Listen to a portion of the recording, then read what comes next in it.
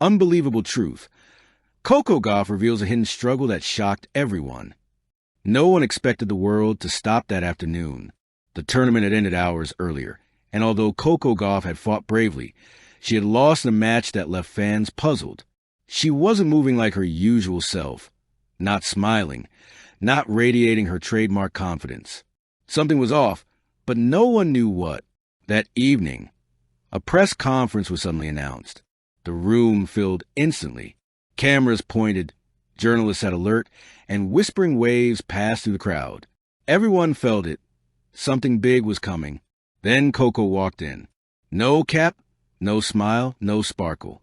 She looked like someone who had carried the weight of the world for too long. She sat down, adjusted the microphone, and drew a shaky breath. What she revealed next would shock not just the tennis world, but millions around the globe. The girl who carried everyone's expectations. For years, Coco began softly, I've carried something inside me that no one knew about. Not my fans. Not even my closest friends.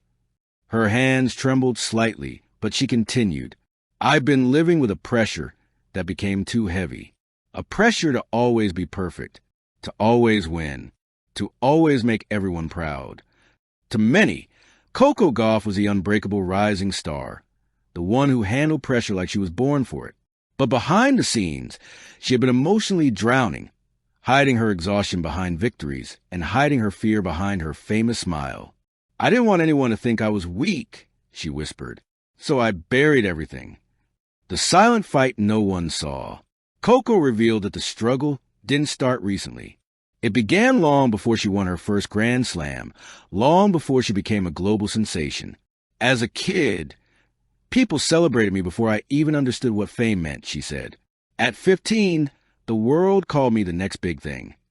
But inside, I was terrified. She paused, her eyes glistening.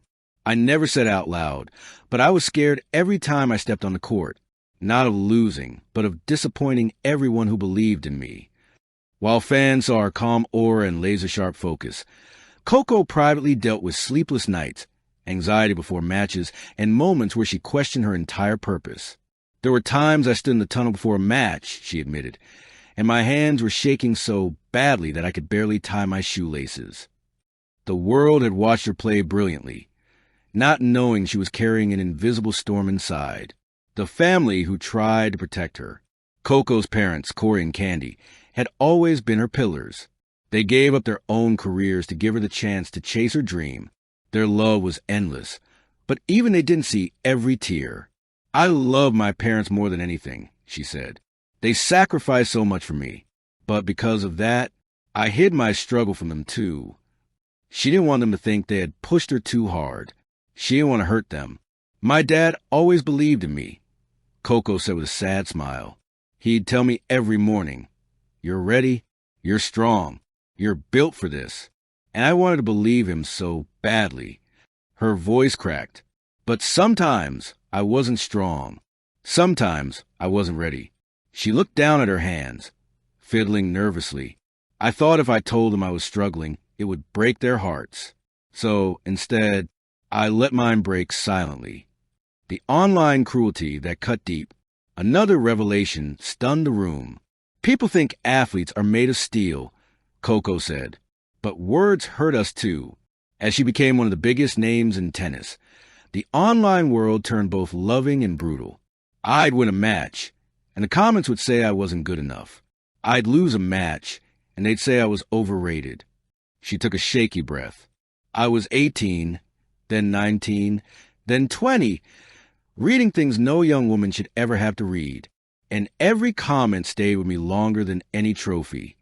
Instead of celebrating victories, she began fearing the backlash for losses. Instead of playing freely, she played under the suffocating weight of public judgment. I started believing the negative voices, she said. I started questioning if I even deserved to be here. Her confession sent chills through the room. The moment she completely broke. The most shocking moment came when Coco revealed the night she almost gave up tennis entirely. It happened after a big loss, she said. I went back to my hotel room and sat on the floor, and for the first time in my life, I felt empty. She looked up, tears pooling. I thought, what if I just stop? What if I walk away from all of this? The idea terrified her, yet it lingered. I felt like I wasn't playing for myself anymore. I felt like I had become a product instead of a person. Her voice grew softer. I cried for hours. I didn't tell anyone. I didn't sleep. And for the first time, tennis didn't feel like my dream. It felt like my burden. She wiped her cheek with the back of her hand. I almost quit. That's the truth no one knew. The heartbreaking practice session. The turning point happened quietly, away from stadiums and crowds. One morning, Coco said, I went to practice. I picked up my racket, and my body just refused. She made a small fist, remembering the moment. I tried to serve.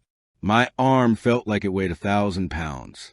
I tried to hit a forehand, and the ball slipped out of my hand. Her coach looked confused. Her dad looked worried. Coco pretended she was fine, but she wasn't. I walked to the corner of the court, she continued, rediscovering joy.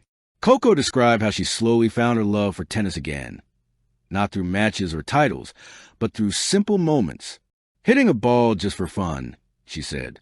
Laughing with my training partners. Breathing without feeling watched. Playing without fear. One day, during a light practice, she hit a clean forehand that echoed across the empty court. And suddenly, she felt something she hadn't felt in years.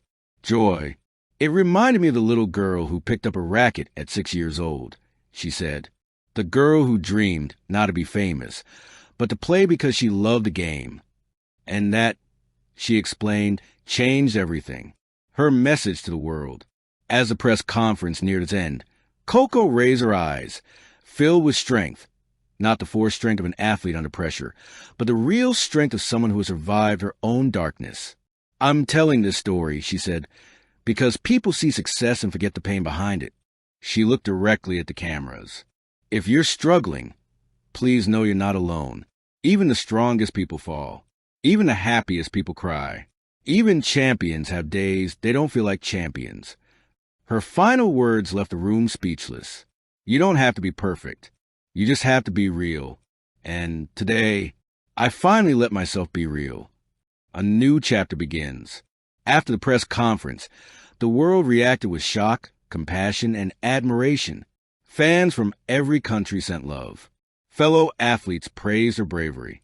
Millions of people found comfort in her vulnerability. But the most important change? Coco walked out of that room lighter, freer, and stronger than she had ever been. Not because she won a match, but because, for the first time, she told the world her truth. And in doing so, she discovered a new version of herself. Not just Coco Gauff the champion, but Coco Gauff the human. Powerful, resilient, and unbreakably real. Thank you for watching. Please don't forget to hit the subscribe button, like, and share. Till next time.